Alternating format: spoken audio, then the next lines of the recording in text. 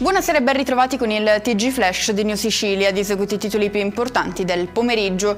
In apertura l'inchiesta sul ponte sullo Stretto. Dall'indagine della Procura di Roma emerge che i due indagati, l'avvocato Francesco Saccomanno e l'imprenditore Vincenzo Virgilio, tentarono di corrompere, oltre all'ex presidente aggiunto Tommaso Miele, anche altri due giudici della Corte dei Conti, magistrati contabili che dovevano occuparsi del dossier ponte e che non diedero seguito alla proposta corruttiva.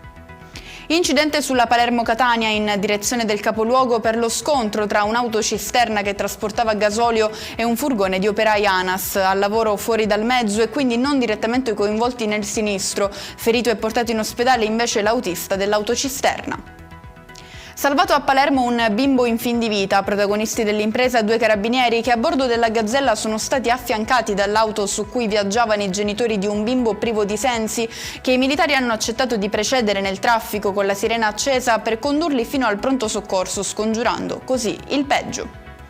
Avrebbe messo a segno 58 episodi di usura ai danni di 17 persone. È finito così ai domiciliari ad Altavilla Milicia, in provincia di Palermo, un cinquantenne accusato anche di sfruttamento, favoreggiamento della prostituzione e autoriciclaggio. Le persone vittime di usura erano spesso transessuali, costrette a ricorrere a prestiti usurai per le spese richieste dagli interventi chirurgici finalizzati alla transizione di genere.